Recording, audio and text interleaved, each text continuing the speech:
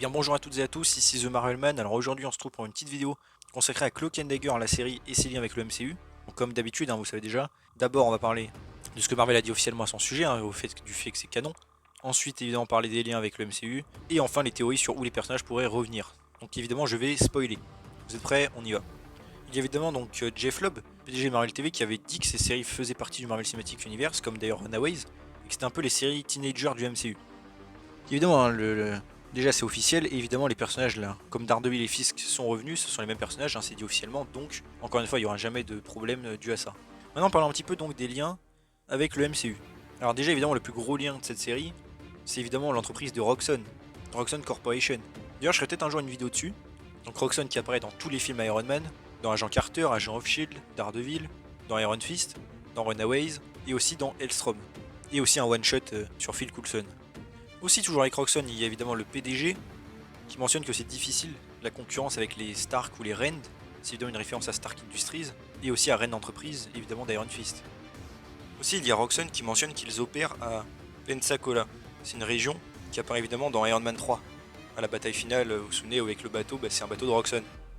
Aussi, évidemment, il y a la Dark Force, donc qui a été établie dans Agent of Shield et Agent Carter, surtout dans Agent Carter d'ailleurs, qui est donc une des sources des pouvoirs de Cloak, et c'est une énergie qui provient de la dimension noire de Dormammu. Ensuite, on a pas mal de liens grâce à Brigid O'Reilly, donc la policière, qui est dans la série. Donc déjà, elle avait été mentionnée dans Luke Cage, et là dans la série, elle mentionne justement son temps qu'elle a passé à Harlem, donc à New York, et elle mentionne plusieurs fois son ami Misty, c'est évidemment Misty Knight de Luke Cage. Elle mentionne aussi la technique des cartes, donc c'est une espèce de technique pour regarder les preuves et tout, et c'est une technique que le journaliste Ben Urich lui a appris, le journaliste qui était dans Daredevil saison 1, qui était donc apparemment un de ses amis, mentors, voilà. On a aussi Stanley que je compte bien sûr, vu que c'est le même personnage à chaque fois dans la MCU, c'est un Watcher, et en l'occurrence il apparaît sur un tableau, il me semble que c'est dans la saison 2. Après il y a aussi donc la marque O'Haren Scotch Whisky, donc c'est une fausse marque inventée dans le MCU, pour faire des petits liens, qui apparaît évidemment dans Agent of Shield, Agent Carter, Daredevil, Punisher et Hellstrom. Et aussi à la fin de la saison 2, il y a une grosse ref à Luke Cage. Alors déjà, il y a l'apparition du journal le New York Bulletin. Donc c'est pareil, un journal fictif du MCU, qui apparaît dans Agent Carter, Agent of Shield et toutes les séries Marvel Netflix. Mais surtout sur ce journal, il y a donc une photo de Luke Cage. Donc il apparaît, il est aussi mentionné, il parle de lui dans la scène. Et aussi cet article, ils le disent, est écrit par Karen Page, qui est évidemment l'ami de Daredevil, voilà, qui apparaît dans toute la série Daredevil.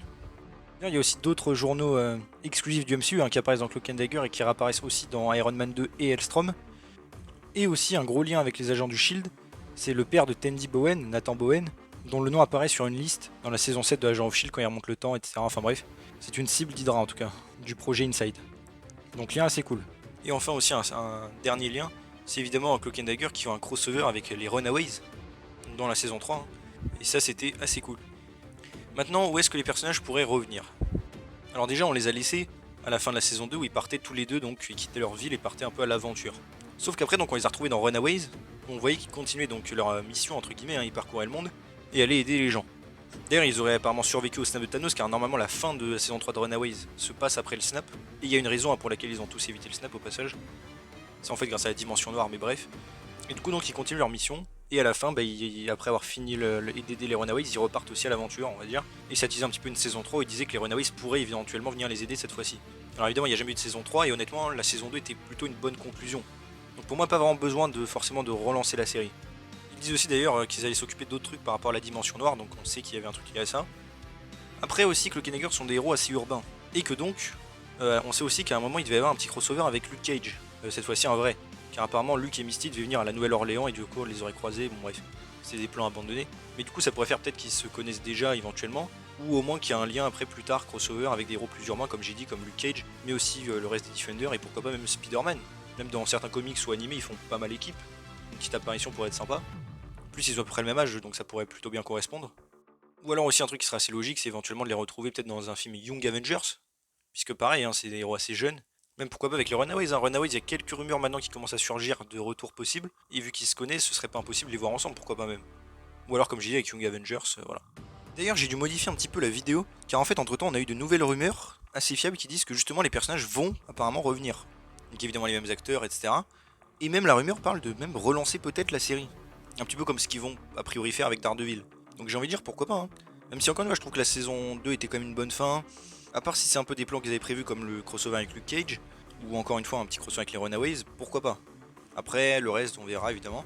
Mais je trouve que ça pourrait être une bonne idée, surtout de les faire revenir comme ça avec peut-être un plus gros budget, pour avoir des pouvoirs et des scènes d'action beaucoup plus impressionnantes. Franchement, ils le mériteraient et ce serait assez cool. Donc voilà, en tout cas, bah, j'espère beaucoup. Et c'est plutôt une bonne nouvelle du coup. Bah, je pense avoir à peu près tout dit, donc j'espère vous avoir appris des trucs et que la vidéo vous a plu. Si c'est le cas, n'hésitez pas à vous abonner, liker, commenter, partager, activer la cloche. À me suivre sur mes réseaux sociaux et mon Discord, hein, vous avez les liens évidemment en description. Et on se retrouve bientôt pour une nouvelle vidéo. Salut tout le monde.